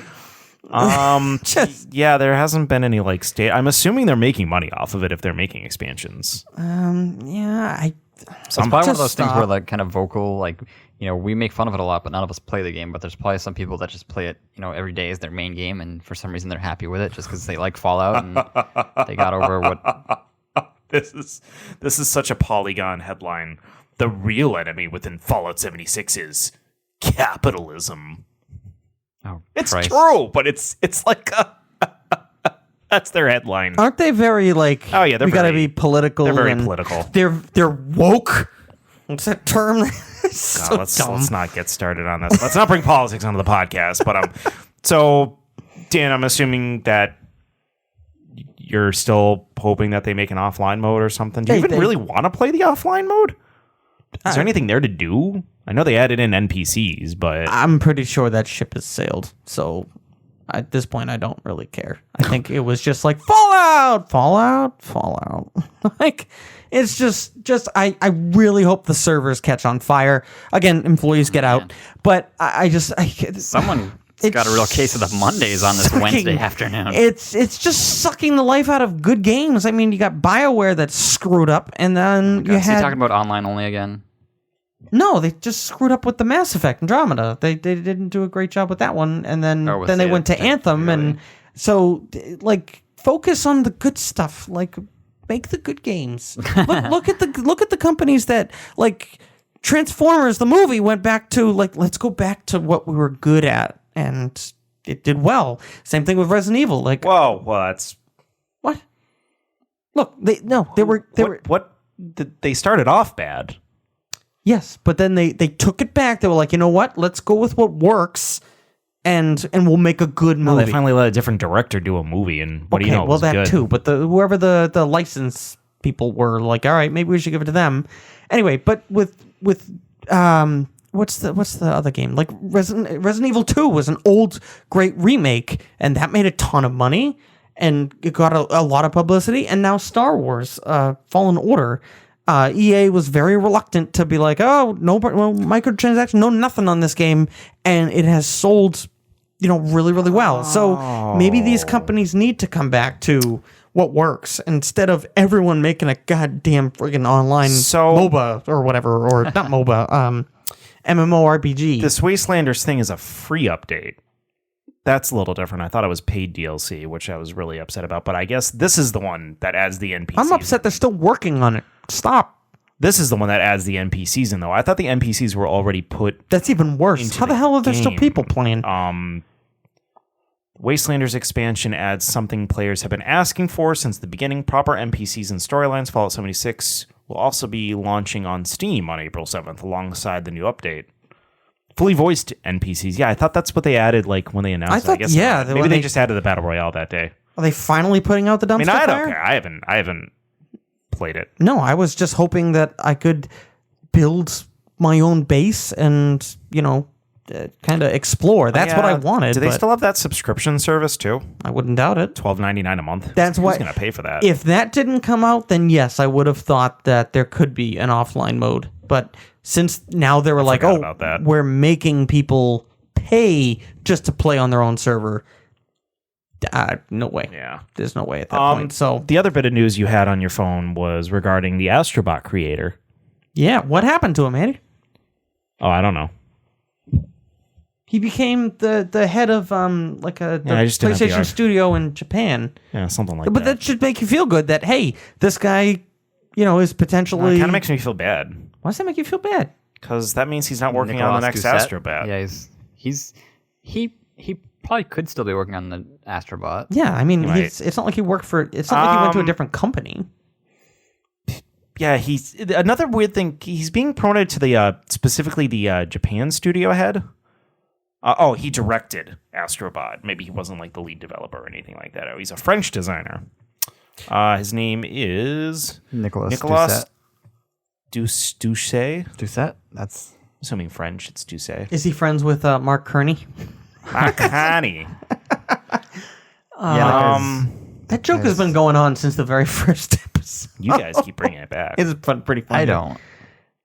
You thought it was... Well, you just keep correcting. Yeah, it's interesting that he's going to be heading the Japan studio. I'm wondering what that's going to entail. I'm wondering if that's to push VR specifically or just creative? It doesn't really say what he's going to be doing exactly. Yeah, I mean that's the studio that made Astrobot and like Ape Escape and all those like really fun kind of platforming action games. So I think that's a good sign. I think it's a good thing because that guy's like really smart. I watched a DDC conference of him like explaining how he made Astrobot and like all the kind of nuances to each specific level that made it kind of special. And you could just tell he was like a really bright guy. So I'm passionate about definitely making good games. Yeah, it's like passionate about it. He's not just kind of phoning it in. Like he knows a lot more about video games than obviously us at this table. So I'm excited that shit.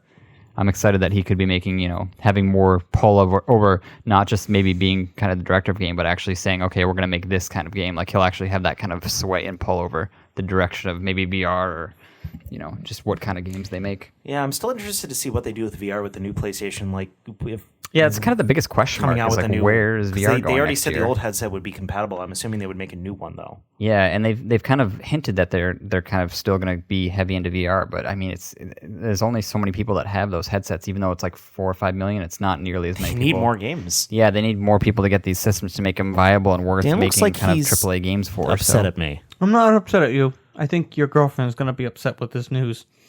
How much did she pay for the Remind DLC? Oh my god, did they already discount it?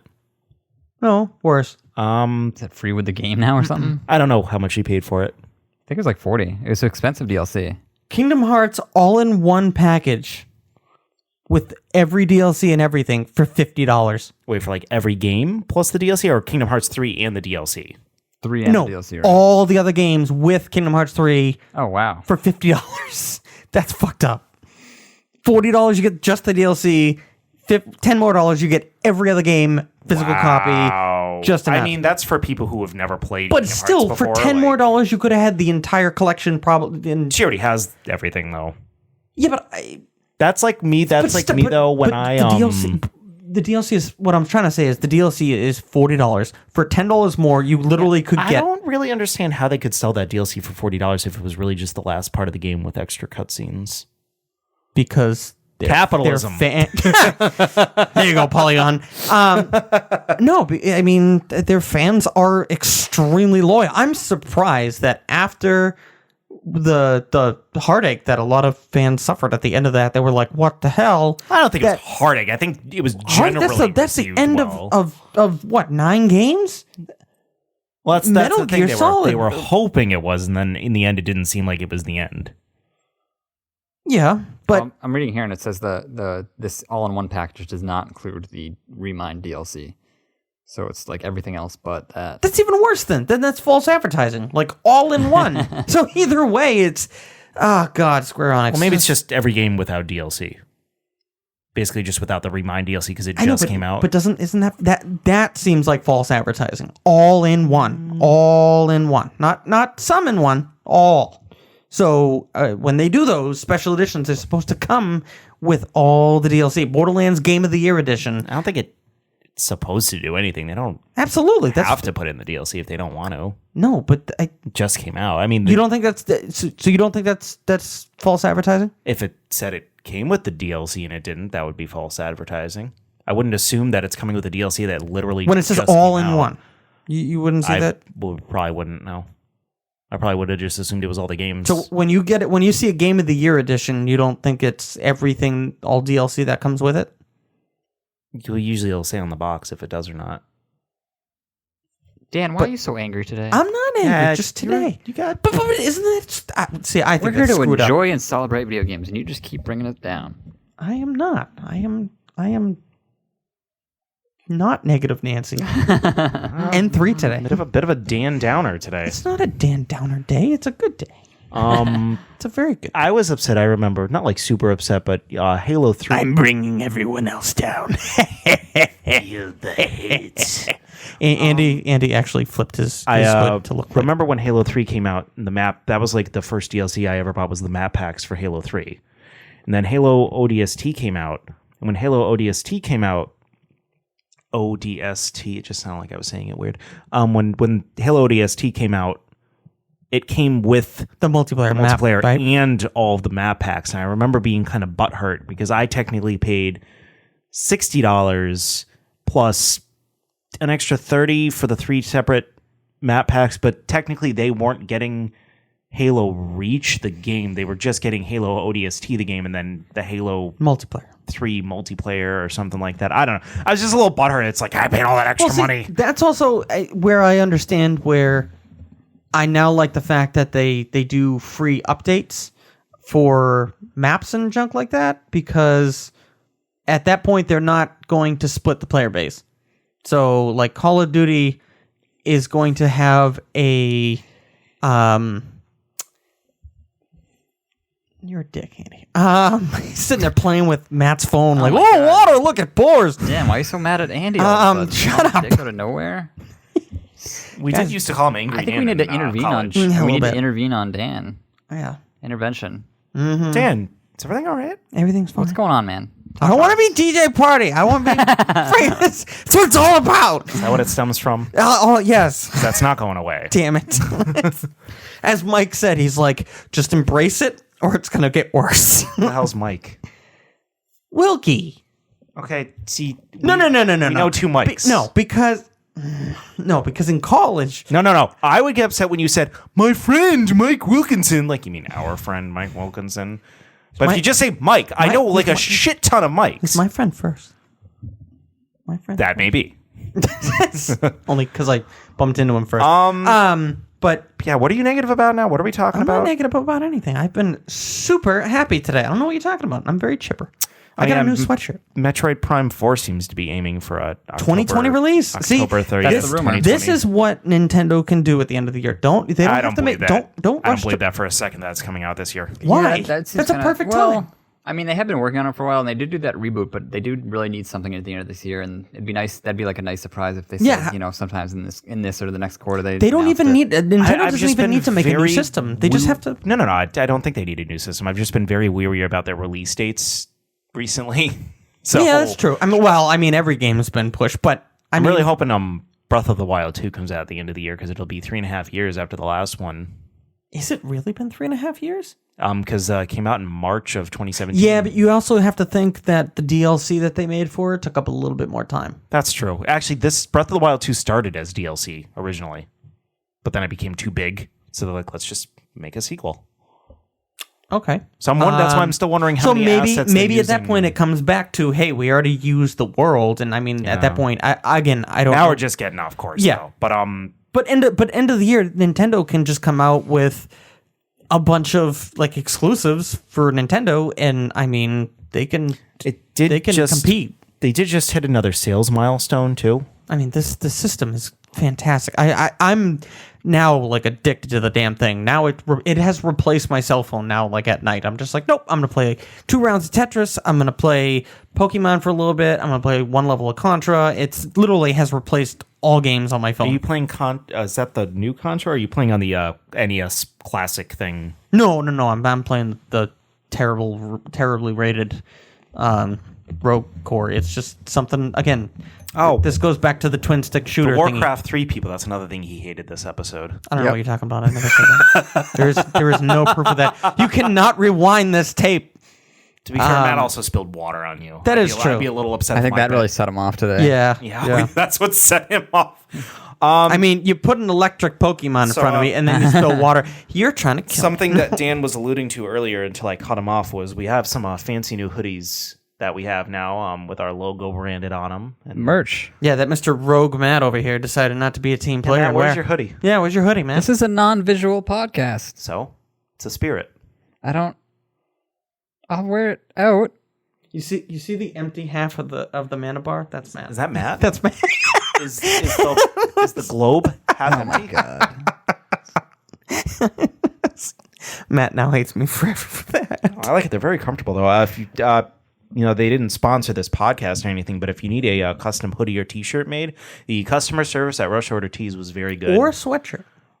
These are hoodies. These are so basically what they do is I'm assuming they mass buy different brands. You can pick the brand. Like I picked, we're a little cheap, so I picked just like a Hanes brand black hoodie. But just for a Hanes hoodie, it's very comfortable, very soft. And then for $55 a hoodie, they put our custom graphics on it that And shipped I it, made right? and sent in. Yeah, the shipping was free.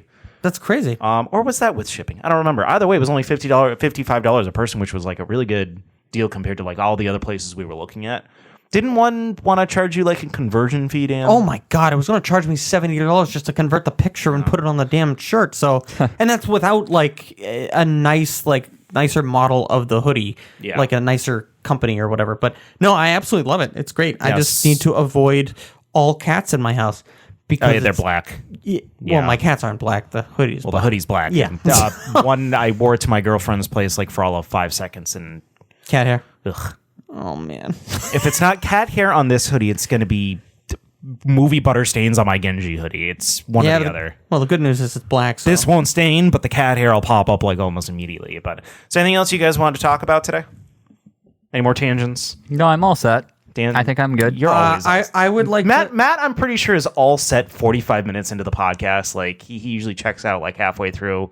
Like it's hard to keep my attention. I got a lot going on up in my head. Do you? No. I bet you it's one of those like monkeys with tambourines.